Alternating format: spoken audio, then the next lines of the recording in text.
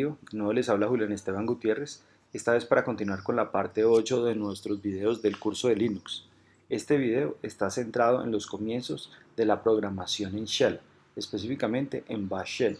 Este video va a trabajar los temas de variables, exportación de variables, eliminación de una variable y comenzaremos con la parte de decisiones. Y luego terminamos o hacemos uso del comando sec. Pero hay que entender claro algo. ¿Qué es una programación en Shell? La programación en Shell se hace por algo que se denomina scripts. Entonces, un script no es más que un archivo de texto que contiene un conjunto de comandos. Esos comandos pueden ser propios, como ya hemos creado algunos con alias y todo eso, o solo de Linux. Y pueden tener variables. Entonces, en un momento hablaremos de este concepto de variables. Podemos también tener dentro de nuestros scripts decisiones, ciclos, arreglos y todo lo que uno tiene normalmente en un lenguaje de programación. Ahora, un script es interpretado instrucción por el sistema y normalmente suele tener la extensión .sh, aunque eso no es obligatorio, pero es normal. O sea, un script se suele llamar mi script.sh. ¿Sí? Ok. Necesitamos siempre darle permisos, al menos al dueño del script, para que pueda ser ejecutable. Ya vamos a hacer una demostración de eso. Muy bien. Ahora, un script en Shell requiere un intérprete de comandos, es decir, yo coloco una serie de instrucciones, pero tengo que indicarle al sistema esas instrucciones son de qué Shell. Tenemos que recordar que no solo tenemos el Bash Shell, sino que existen otros Shell. Entonces podríamos hacer un script que sea para este Shell con las instrucciones propias de él o de este o de aquel o aquel otro. Entonces necesitamos especificar cuál es el Shell para que el sistema utilice ese Shell para interpretar nuestros comandos. Entonces es muy importante hacer eso. Y ya les voy a explicar cómo se hace esa especificación. Ahora, ¿para qué yo quiero hacer un shell, un script?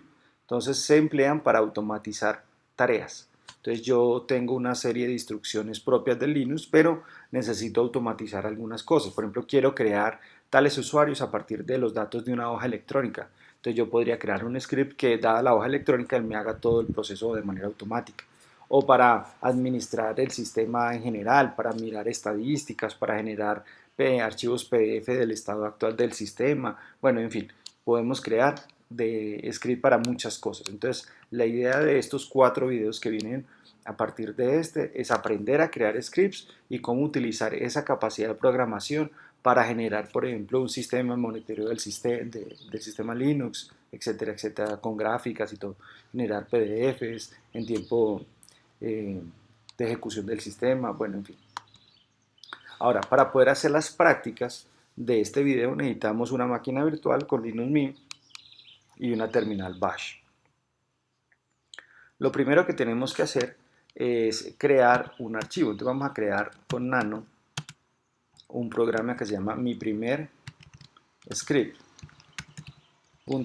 Ya sabemos que el nombre normal no necesita sh, pero es una buena práctica hacerlo. Aquí se coloca una palabra o una línea que normalmente indica que lo que vamos a escribir es un script. Esa línea se denomina bash shebang y se escribe de la siguiente manera. Yo lo coloco el signo de número, que en bash es un comentario, seguido del signo de admiración, seguido de la ruta en donde está el shell que va a ejecutar estas instrucciones que voy a colocar. Aquí colocaría yo la instrucción que yo deseo, por ejemplo, hola mundo,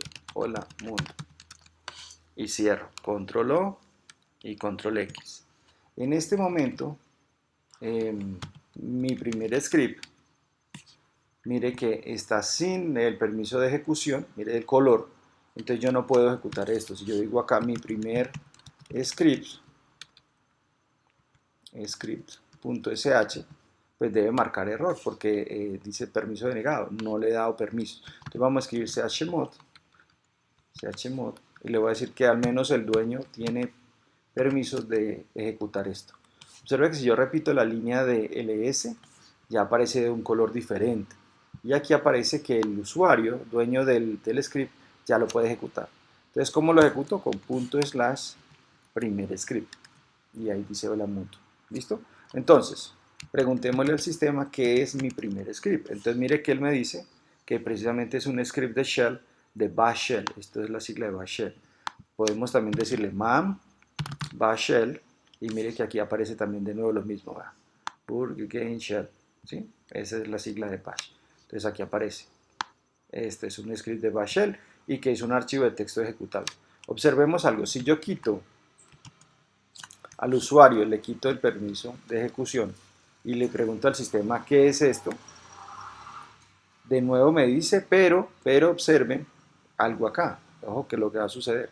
Si yo intento ejecutarlo, de nuevo me da permiso denegado. Ahora, ¿qué pasará si yo a este archivo, mi primer script, le borrara esta primera línea que me indica que es un archivo script? Ojo con lo que va a suceder acá. Y yo le pregunto al sistema qué es eso. Y él me dice, no, eso es un archivo de texto. Lo curioso es que al menos en este Linux, si yo le digo que es ejecutable, él asumirá que lo va a ejecutar el shell, porque funciona. Pero no es una buena práctica dejarlo sin esa primera línea. Ahora, esa línea no es solo un comentario, vuelve rico. Si aquí yo le digo user bin, como lo vamos a ver más adelante, Python 3, a pesar de que esto no es un programa en Python 3 de momento, y le digo al sistema, dígame qué es primer script, mire que él me dice que es un script de Python. Entonces ese primer renglón vuelve y juega, a pesar de que es como un comentario, de hecho es un comentario, el hacerlo con esta admiración es un comando que le dice al sistema cuál es el intérprete de comandos que tiene que utilizar para ejecutar ese script. Entonces, para estos 4 primeros videos siempre vamos a tener esta primera línea que va a ser con bash y aquí vamos a hacer nuestra programación. Y ya tenemos nuestro primer comando, echo, para hacer un print en la pantalla. Muy bien. Para evitar gastar tiempo del video mientras digito los scripts que vamos a ver, en este video vamos a estudiar 9 scripts que ya están digitados y los vamos a mirar. Este sería el 10º que acabé de crear. Entonces comencemos con el primero, nano01 saludo. Entonces de nuevo, comenzamos con nuestra línea. Este simplemente es el recordatorio de cuál es el nombre que recibe esta línea, Shivan o Hasban o Sharban, bueno, en fin, no importa en realidad. ¿Qué es lo importante? Escribirla para especificar cuál es el intérprete de comandos de estas instrucciones que están aquí. Y viene, en este caso, mi primer script en bash. Lo podemos ejecutar, 01, saludo, y perfecto, mi primer script en bash. Pero vamos un paso más allá. Vamos a mirar el 2. ¿Qué hace el 2? El 2 nos muestra, acá está, una serie de comandos para imprimir información del script. Entonces, siempre con peso 0, siempre me va a decir cuál es el nombre de mi script. En este caso es este nombre. Pesos 1, pesos 2, pesos 3, etcétera, etcétera. Por eso los puntos me dicen cuáles son los argumentos que yo he pasado al script.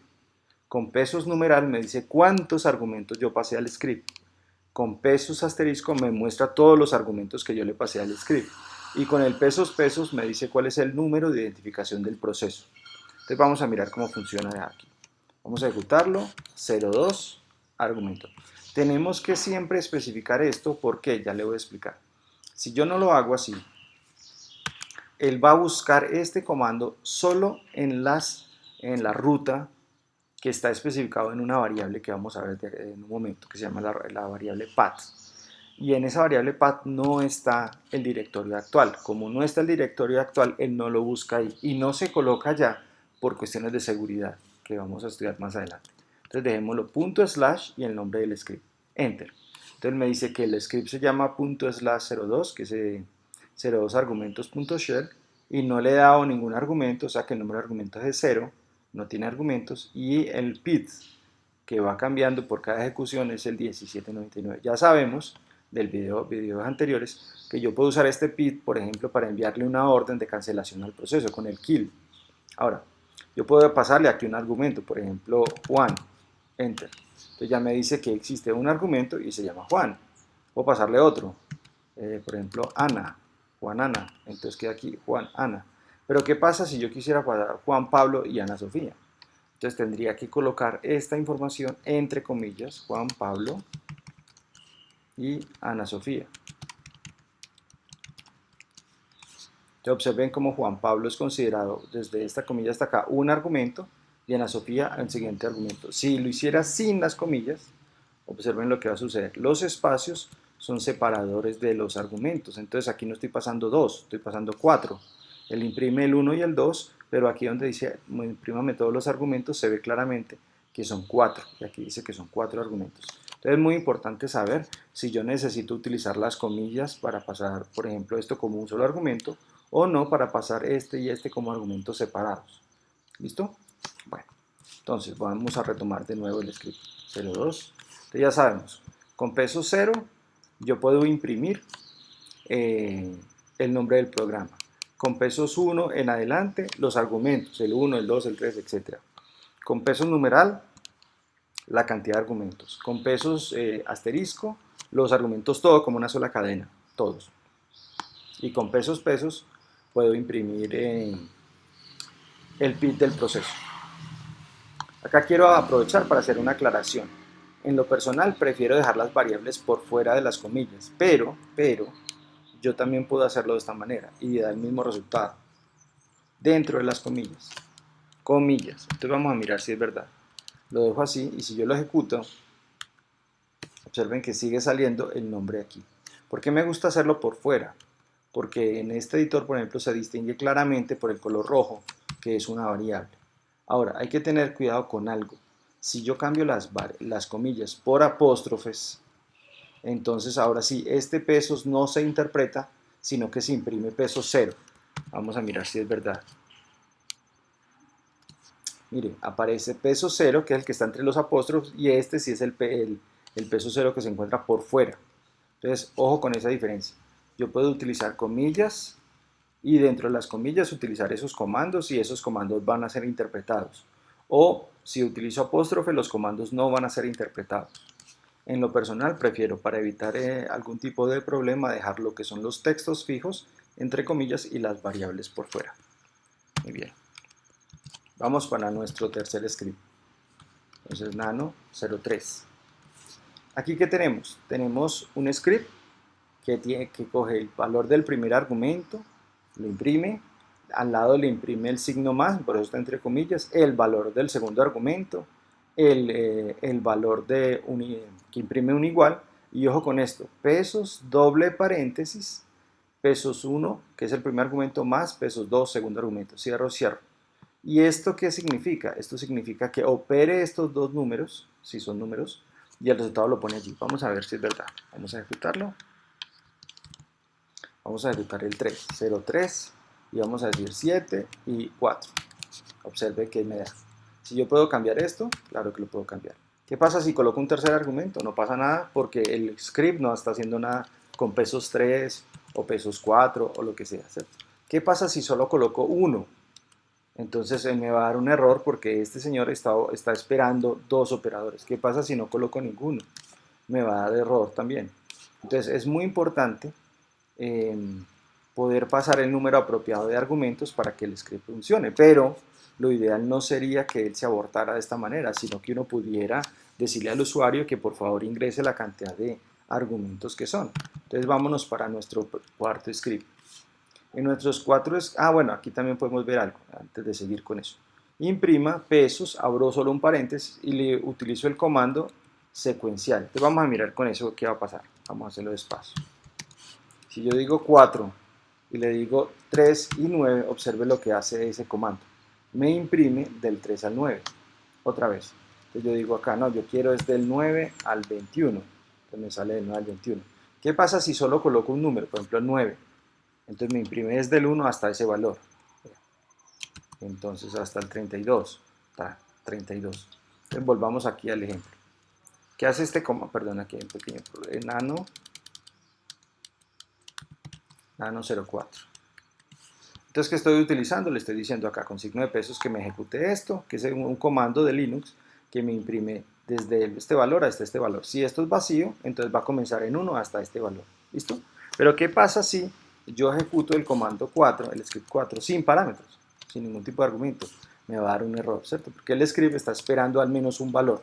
Si yo le coloco 2 valores, ya sabemos qué sucede, pero si le pongo 3 valores, pues no va a pasar nada con respecto, perdón, no puede ser tan grande, con respecto a este valor. Entonces, con respecto a los otros parámetros, porque él solamente va a usar el 1 y el 2, recordemos, el 1 y el 2, observe acá, 1 y 2. Este tercero estaría almacenado en pesos 3, que no se está haciendo nada en el script, así que no pasa nada. Pero utilizar menos de un parámetro sí nos da error, porque este comando está esperando al menos un argumento. Entonces, chévere poder uno decirle al sistema no. Primero validemos que se estén los datos completos para poder ejecutar la instrucción. Entonces, ese sería nuestro script 5. Mire acá, con este script yo ya tengo decisiones. Entonces, yo pregunto si. Recordemos que es pesos numeral, es el número de argumentos.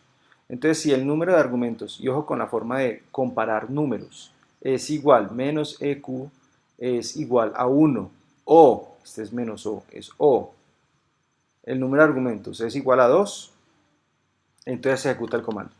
Y si no, imprímale, recuerde, nombre del script seguido de N1, nombre del script seguido de N1 y N2. Vamos a mirar cómo funciona este entonces, el 5.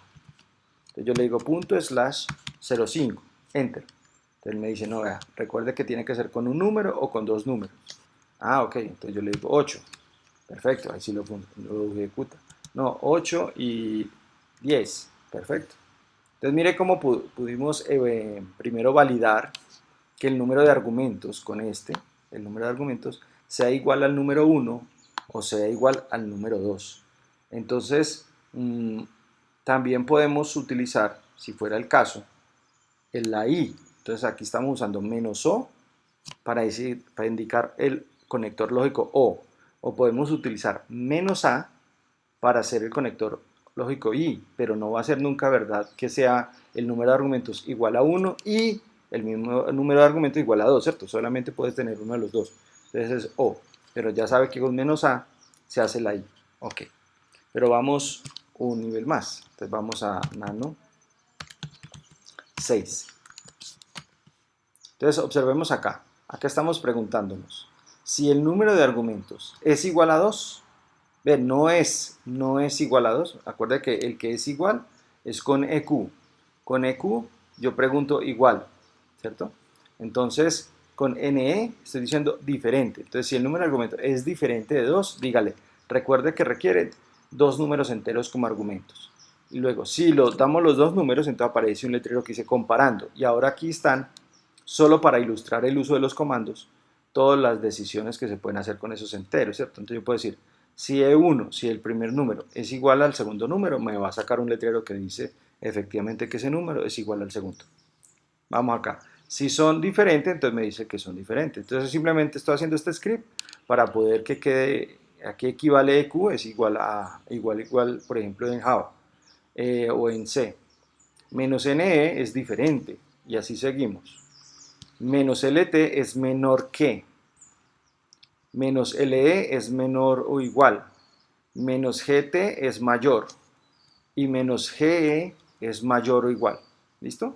Entonces yo sé que esto se puede simplificar y ese es el script 7, pero es para poder mostrarles cuáles son todos los comandos que utilizamos para poder comparar enteros. ¿Listo? Entonces vamos a ver cómo funciona. ./06. Si yo lo di enter, él me dice, no, venga, se requieren dos números. Ok. Entonces yo le digo acá 34. Entonces me dice, no, necesito dos números. Entonces yo le digo 87. Entonces ya me dice, bueno, ok, comparando. 34 es distinto de 87, correcto. 34 es menor que 87. 34 es menor o igual a 87, ¿correcto? Bien.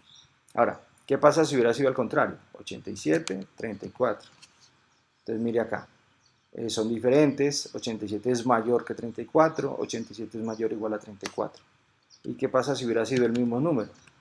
Entonces me dice que son iguales, que también cumple que sea menor o igual por el igual, y también cumple que sea mayor o igual por el igual. Entonces aquí lo que estamos ilustrando son todos los comandos, diferente, igual que, aquí está diferente nuevamente, menor que, menor igual que, mayor que y mayor igual que. Ahora, por supuesto que podemos hacer esto. Si no son iguales, entonces lo contrario sería que son diferentes. O sea, ¿cuál es el opuesto de igual igual? Diferente. Entonces, esa es la simplificación del script 7. En el script 7 tenemos esto, que si no es igual, si son EQ, si esto es verdadero es porque son iguales, si no, son porque es diferente.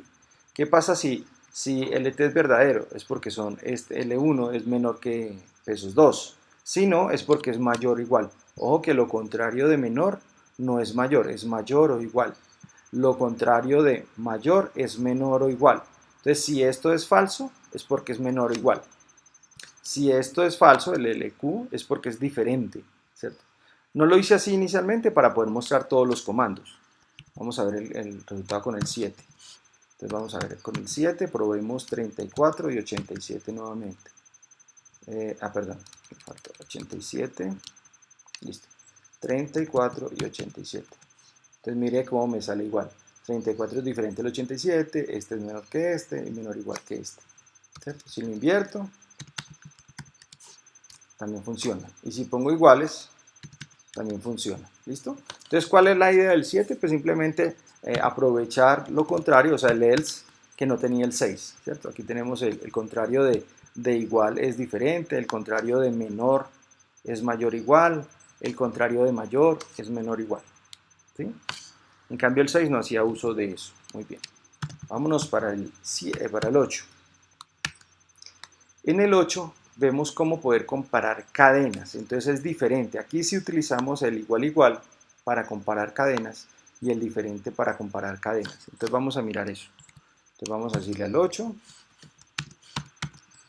Vamos a decirle, por ejemplo, hola, espacio, mundo. Entonces me dice que hola es diferente de mundo, ¿sí? Si colocara hola, hola,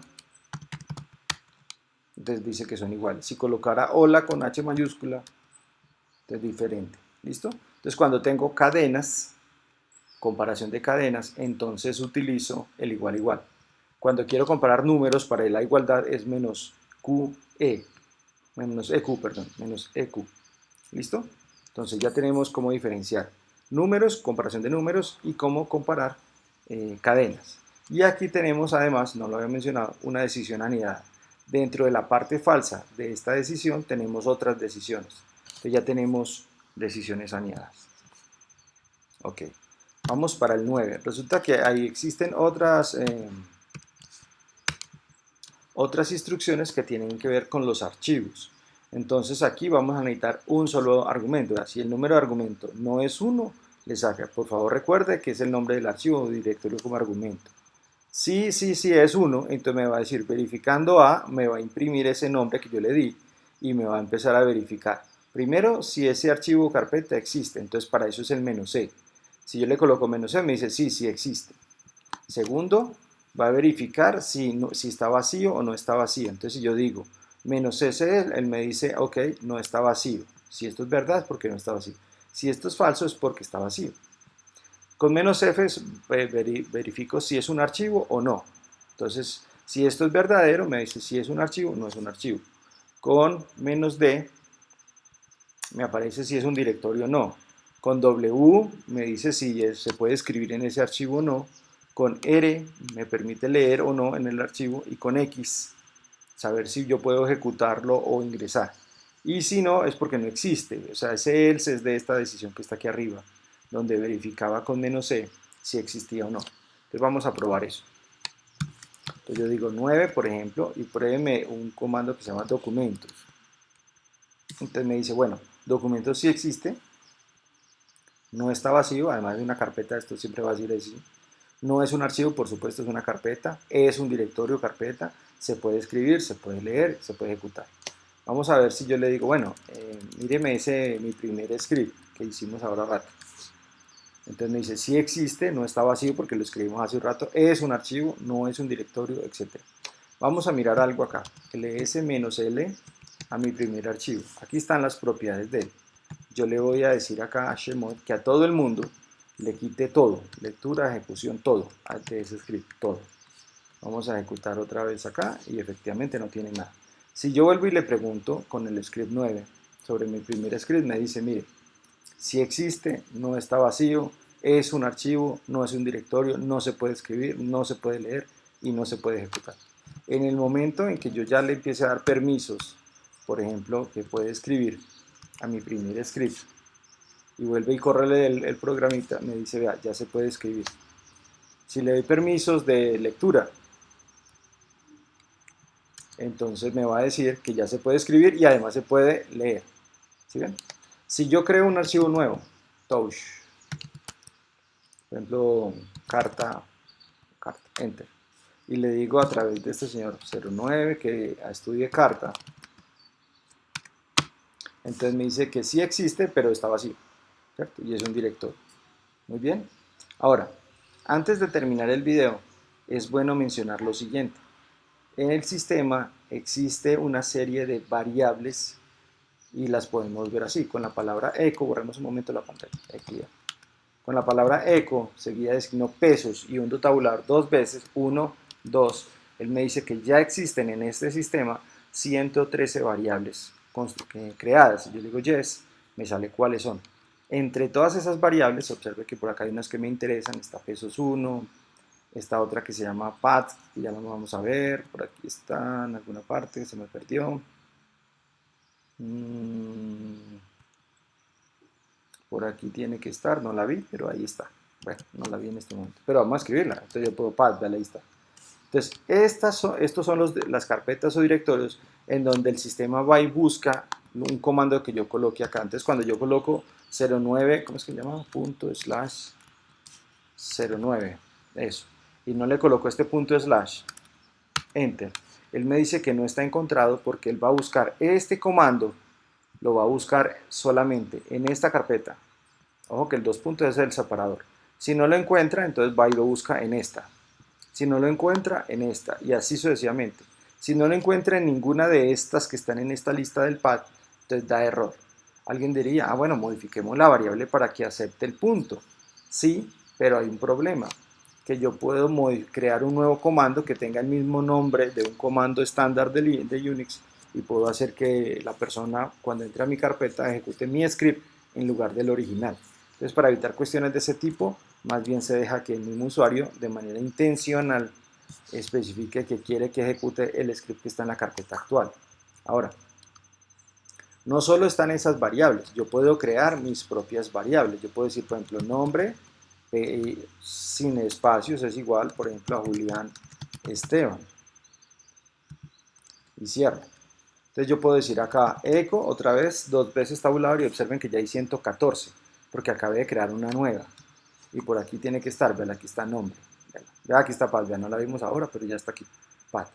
Entonces vamos a ver qué pasa si yo escribo un nombre. Entonces ahí aparece Julián Esteban. Es muy importante saber lo siguiente. Si yo abro otra terminal, espera un momentico. Aquí,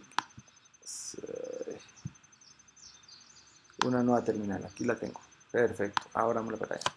Voy a agrandarla un poquito. Eso. Si yo tengo una nueva terminal y aquí le digo que imprima la variable nombre, esa variable no existe en esta terminal. Mire, no existe. Si yo listo aquí la cantidad de variables, son las 113.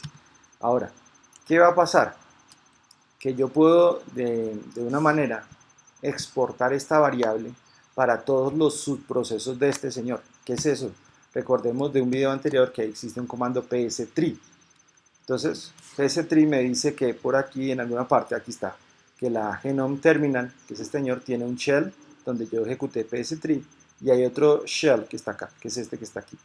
¿Qué pasa? Que yo dentro de mi shell puedo ejecutar otra vez bash. Entonces, observen qué pasó, pareciera que no hizo nada, pero si yo pstree, por eso era importante conocer todos estos comandos, me dice que dentro de este shell hay otro en el cual ejecute tree. Aquí en este momento la variable nombre tampoco existe. Entonces, ¿cómo hago yo para que esa variable exista en todo, al menos en todos los subprocesos? Entonces tengo que crearla, igual que hicimos hace un momento, pero le coloco el comando export. Export. Entonces, ahora sí, ¿cuál es la diferencia? A nivel de usuario pareciera que nada. Nombre, ahí está, perfecto. Pero cuando yo corra otro script, perdón, aquí tengo una H, chin, y le digo que lo imprima, aquí sí existe ya. Vale, ahí está. Y veamos el árbol. Mire que estoy dentro es un subproceso de este. Entonces, todos los subprocesos me existe esa variable. En este de acá todavía esa variable no existe, no, porque no es un subproceso. Entonces era muy importante hacer claridad de eso. Ahora, no, yo ya no necesito esa variable, entonces le digo unset nombre. Entonces, ahora si yo le digo imprimir, debe salir otra vez 113. Y si yo le digo nombre acá, entonces ya no existe. Ahora, ¿tiene que ser en mayúsculas? Pues normalmente uno las escribe en mayúsculas, pero podría ser en minúsculas. Nombre igual a Juan. Eco, nombre. Y ahí está, ¿sí? Entonces no hay problema. Unset, nombre. Ahora, para terminar, hay una variable que es muy interesante, que es la que controla qué es lo que se presenta en este punto. Entonces sería bueno que la persona que está asistiendo el video consulte en la distribución de Linux que esté usando, si está usando una diferente admin, cuál es el valor de pesos 1. O investigar en internet distintas configuraciones de esto. Entonces todos estos paquetes que están aquí son para especificar colores e información que se puede colocar acá. Un ejemplo muy sencillo, yo puedo decir pesos 1 perdón, sí, PS1 igual y decir, por ejemplo, comillas, colóqueme el nombre del usuario seguido de una rayita y un signo mayor y un espacio. Enter. Entonces mire cómo ahora ya dejo de decir esto, daña, no sé qué, va a decir Jugutier. Y este es mi nuevo PRON, ¿sí? O puedo programarlo de otra manera. Yo quiero ahí, y entre paréntesis, quiero que me muestre la hora. Entonces mire que aquí aparece la hora y cada vez que tal me aparece la hora. O dice, no, no, yo no quiero la hora, yo quiero es otras cosas. ¿Sí? Ese es el directorio en donde estoy trabajando. Entonces si yo me voy, por ejemplo, para el etc, pues ahí aparece el etc. Entonces yo puedo configurar mi propio shell, mi propio prompt, perdón, a gusto, como yo quiera. ¿Sí? O inclusive puedo hacerlo así, ¿no? Yo no quiero esto así, sino que aquí me coloque un salto de línea. Entonces aparece de esta manera, clear, y vea, aparece arriba el nombre, la carpeta y abajo el comando. Puede usar colores, puede usar todas las cosas. Estos cambios que estoy haciendo son temporales, es decir, cuando yo me salga de la terminal y vuelva y abra la terminal, va a quedar todo como si nada hubiera pasado. En el siguiente video les voy a enseñar cómo modificar unos archivos de configuración de Linux para dejar permanentes, mientras se modifica, claro, ese archivo de configuración nuevamente, los comandos que queramos. O sea, por ejemplo, cambiar el prompt de la manera que queramos para que siempre que abramos la terminal quede así, o dejar una variable que esté disponible en todas las terminales que abramos. Bueno, en fin, pero eso será en el siguiente video. Entonces, por ahora, ¿qué aprendimos? Aprendimos al concepto de las variables, ¿sí? Cómo crear una variable, cómo consultar las variables del sistema, cómo desasignar una variable, cómo hacer decisiones tanto sencillas como anidadas y el uso del comando sec, ¿correcto? En el siguiente video vamos a aprender entonces cómo hacer decisiones múltiples, cómo trabajar ciclos y así sucesivamente hasta llegar a temas más interesantes como el uso de esa programación en hacer un sistema de monitoreo del sistema que estamos utilizando, un dashboard. Bueno, por ahora, para no ser más largo el video, me despido. Muchas gracias por su atención. Feliz día.